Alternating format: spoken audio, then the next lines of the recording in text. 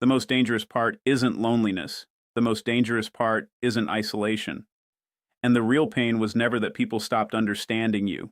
People think the worst thing is not wanting visitors in your home. They think it means you've become antisocial, cold, detached, broken. But they are wrong. The true horror begins when you spend years believing something is wrong with you simply because your soul craves silence more than noise. Because what if the feeling you have every time someone unexpectedly knocks on your door isn't rudeness? What if it isn't anxiety? What if it isn't fear? What if it is something much deeper, something older, something buried beneath years of obligation, emotional exhaustion, and self-abandonment? Because there are people who feel their entire nervous system tighten the moment they hear, "We're stopping by." Not because they hate people, not because they lack love, but because somewhere deep inside their inner world has become the last territory they have left, and every unexpected visitor feels like an invasion of sacred ground. Most people never understand this. They interpret it as rejection, distance, withdrawal. But according to Jungian psychology, what appears on the surface is rarely the whole story. Sometimes the thing everyone labels as dysfunction is actually the psyche trying desperately to restore balance. Sometimes the door you don't want to open has nothing to do with the person standing outside. Sometimes it has everything to do with the person standing inside. Stay with me, because what happens next changes everything. Carl Jung understood something unsettling about human beings. He understood that the personality people show the world is often only a fraction of who they truly are. Beneath the social mask exists another reality, a hidden landscape, a private kingdom, a psychological wilderness most people never explore. And when that inner world is ignored for too long, the psyche begins to compensate. Jung called this process psychological compensation, a movement toward equilibrium, a correction, a response from the unconscious attempting to restore what has been neglected. This means that the more someone abandons themselves in service of external demands, the more intensely the psyche begins demanding solitude. The soul starts pulling back, not to punish, but to survive. Many emotionally exhausted people know exactly what this feels like. For years, they became emotional caretakers. They listened, they forgave, they understood, they carried burdens that never belonged to them. They became a sponge for pain, a container for everyone else's chaos, a refuge for people who never learned how to regulate themselves. And slowly, without realizing it, they disappeared. Their boundaries dissolved. Their identity blurred. Their own needs became invisible. They built bridges for people who only burned them.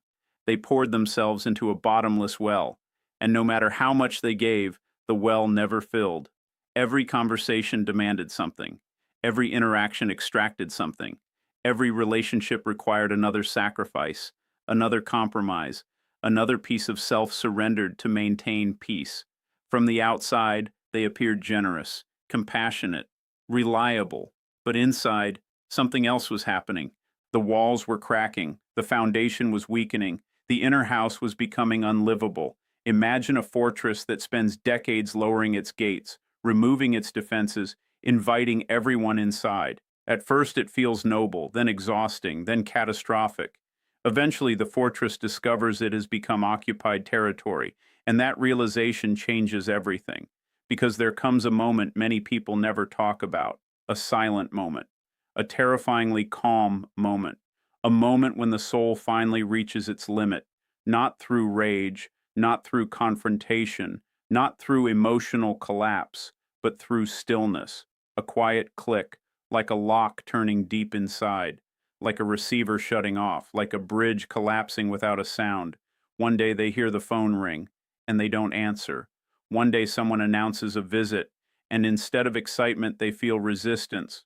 One day another demand appears, and something unexpected happens. Nothing, no guilt, no urgency, no compulsion, only silence. The old programming fails to activate, the emotional machinery stops working, the leash snaps, and the person who spent years running toward everyone suddenly stops moving. This is the moment many people misunderstand. They think something has died. But Jung would suggest something else, something far more profound, something far more powerful. The neglected self has begun its return, because what emerges in this moment is often the shadow, and the shadow is not evil. It is not darkness, it is not cruelty.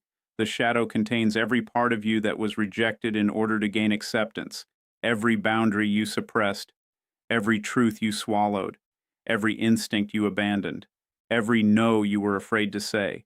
For years, these qualities remained buried beneath politeness and obligation. But buried does not mean gone.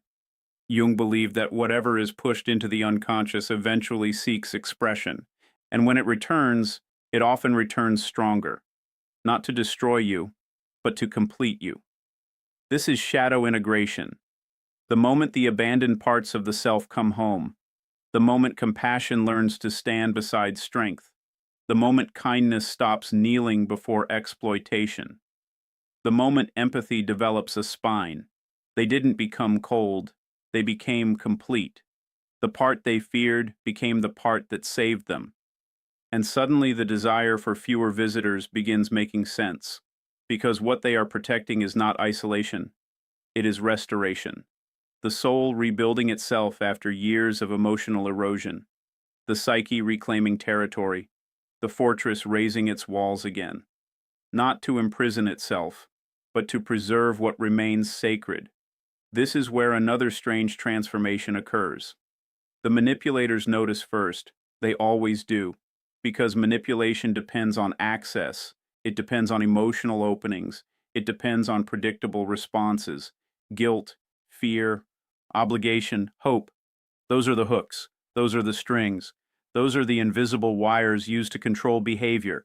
But once the shadow integrates, the wires begin disappearing, guilt stops working, apologies lose their hypnotic effect, love bombing becomes transparent, emotional pressure becomes visible, the illusion shatters, and nothing confuses a manipulative person more than losing access to someone's emotional controls.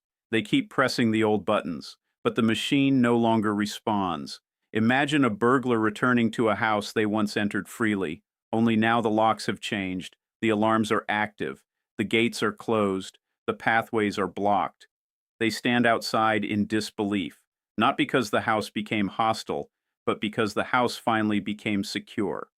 This is why emotionally healthy boundaries often appear shocking to people who benefited from your lack of them. Your sovereignty feels like rejection to those who relied upon your self-abandonment. Your silence feels aggressive to those who depended upon your compliance. Your distance feels threatening to those who mistook access for ownership. But none of this is cruelty, it is individuation, one of Jung's most important ideas, the journey toward becoming fully yourself, not the version others needed, not the version fear created, not the version trauma designed, but the authentic self hidden beneath years of adaptation.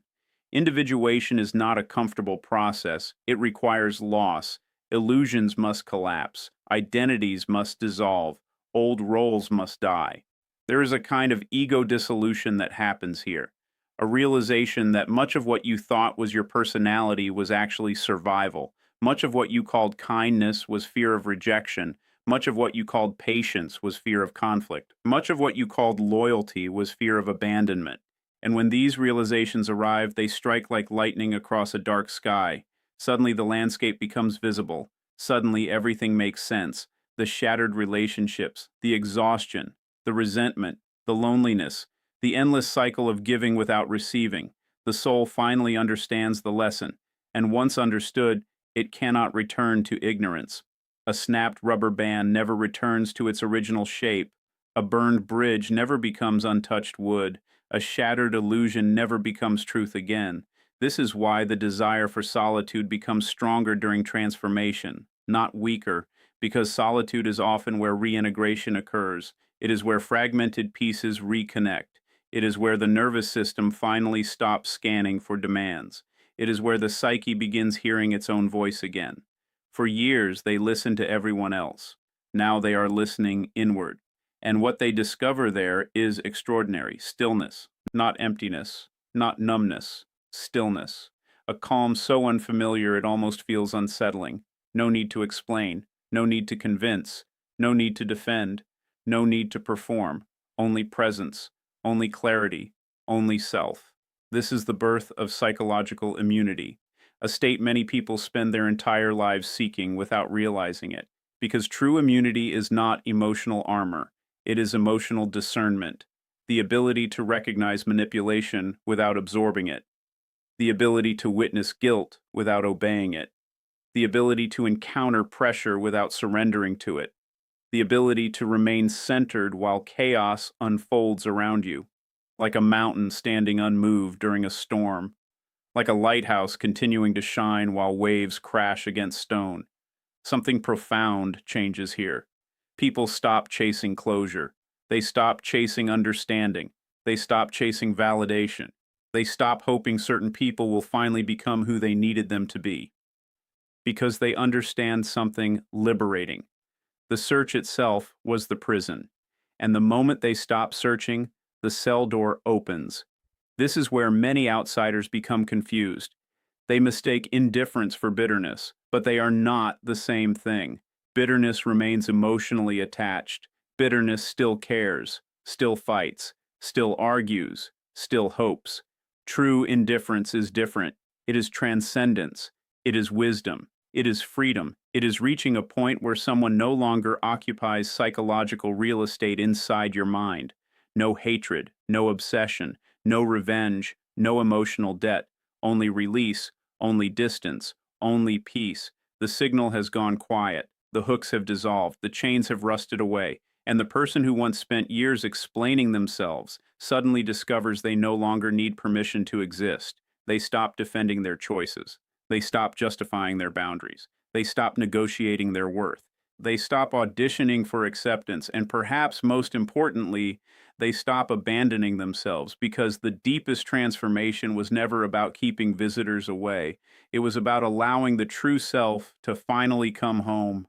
The self that had been waiting patiently beneath the noise, the self buried beneath expectations, the self hidden beneath performance, the self exiled by fear. Now the gates are closed to what harms, but they are open to what heals.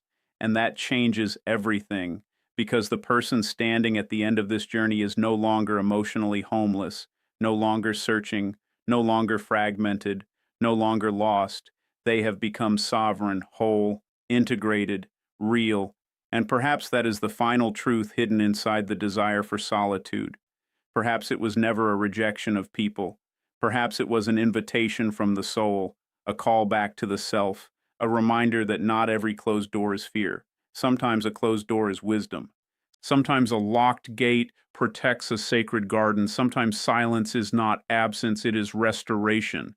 And sometimes the strongest thing a person can do is stop opening themselves to everything that drains them, because they finally understand what took a lifetime to learn. They were never losing the world. They were finding themselves. The silence you hear is not emptiness. It is the sound of a soul becoming whole.